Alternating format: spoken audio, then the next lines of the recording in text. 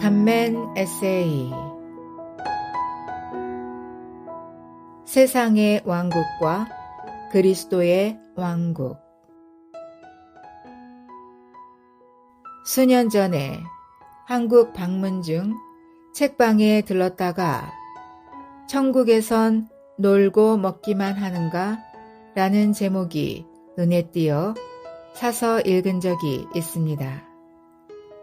세 권의 시리즈로 된 제목들도 흥미로웠지만 내용도 사람들이 궁금해할 만한 여러 주제들을 다뤘습니다. 예를 들면 갓난아이가 천국 갈 수 있는가? 성화가 점진적인가? 아니면 천국 갈 때 완전한 성화를 부여받는가? 등등입니다. 저자는 자신의 답변이 잠정적인 것이고 상당한 오류를 내포할 수도 있음을 솔직히 고백합니다. 요한계시록은 해석의 폭이 넓고 다양한 책임을 감안할 때 그분의 이런 겸손한 태도는 자연스러운 것입니다. 당연히 읽는 이들도 계시록에 관한 어떤 해석을 대할 때 본인 판단으로 취사 선택하면 되고 과도한 논쟁은 피하는 것이 지혜일 수 있습니다. 일곱째 천사가 나팔을 불자 하늘에서 세상의 왕국이 우리 주님과 그분의 그리스도의 왕국이 되었으니 그분께서 영원 무궁히 왕으로서 다스리실 것입니다. 라고 말하는 큰 음성이 있었습니다. 계시록 11장 15절. 아침에 위 본문을 여러 번 읽고 묵상할 때 많은 감상과 생각이 스치고 지나갔습니다. 사실 오래전에 처음 계시록을 읽었을 때는 도대체 무슨 말을 하는지 알 수가 없었습니다.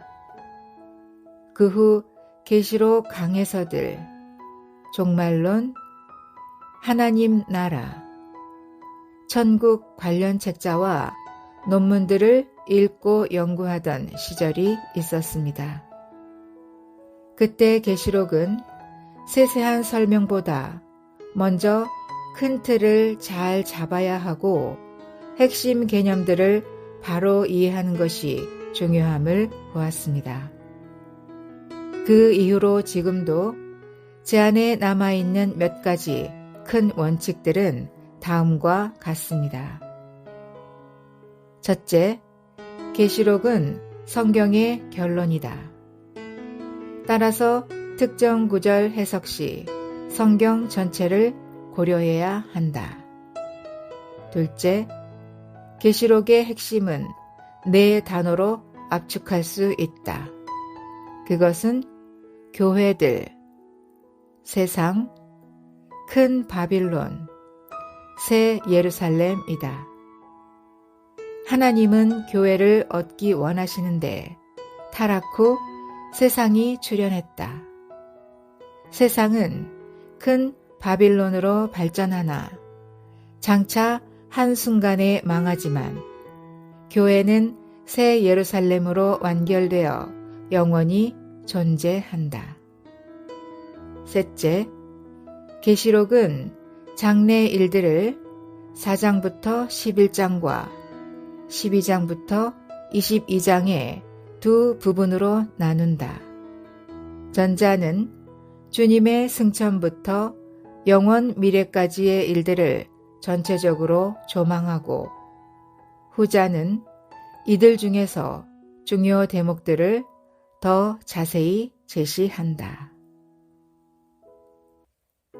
세상의 왕국. 이 말씀을 대하면서 우리가 지금 살고 있는 이 세상을 어떻게 몇 마디 말로 묘사할 수 있을지 막막해서 주님께 지혜를 구했습니다. 그런 중에 성경에서 세상은 여러 의미로 쓰인 것을 알게 되었습니다. 먼저 하나님께서 세상을 이처럼 사랑하시어 에서는 죄 있는 타락한 사람들을, 세상이나 세상에 있는 것들을 사랑하지 마십시오 에서는 하나님의 대적인 사탄이 세운 질서 있는 체계를 가리킵니다. 그러므로 온 세상이 악한 자 안에 놓여 있다 라는 말씀에서의 세상은 사탄적인 세상 체계와 타락한 인류로 구성된 세상 사람들 둘 다입니다. 따라서 이 개념을 위 세상의 왕국의 의미로 이해해도 큰 무리가 없어 보입니다. 참고로 현재 세상은 공산 진영인 중국과 러시아가 한 축이고 민주 진영인 미국과 EU가 또 다른 축이며 각 나라는 이해 관계에 따라 이 둘과 서로 얽혀 있습니다. 그런데 이 두 축은 구약 다니엘서의 거대한 인간 형상 발 부분의 철과 진흙에 해당합니다.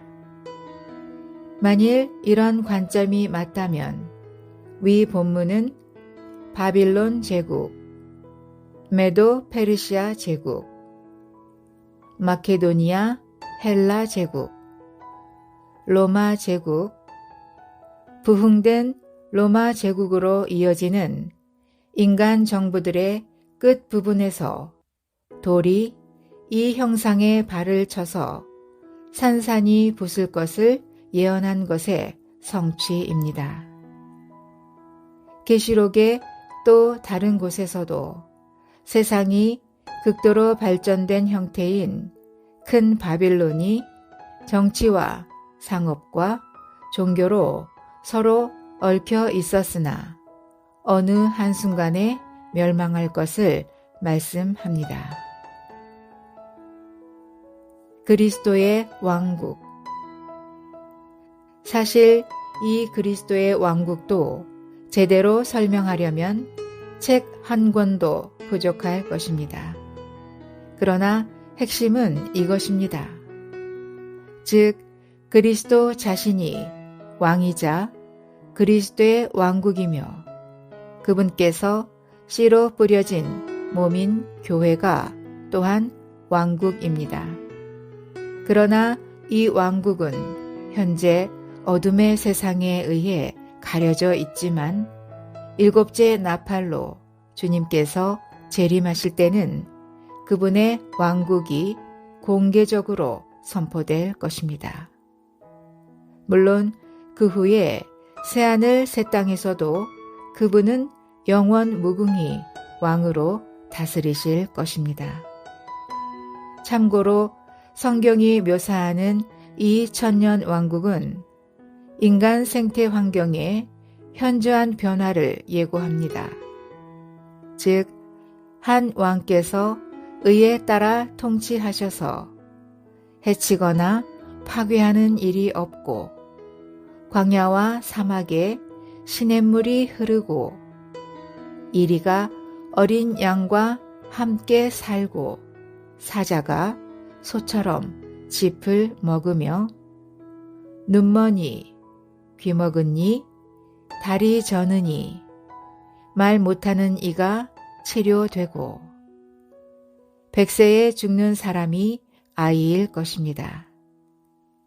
이러한 변화를 가져온 소위 게임 체인저는 사탄이 1000년 동안 무적행에 갇히게 된 것입니다. 그리고 이러한 사건의 단초를 제공한 것은 부활한 이기는 이들인 사내 아이의 휴거입니다. 이 모든 것들을 알았으니 이제 어떻게 하라는 것인가? 라는 질문이 남습니다.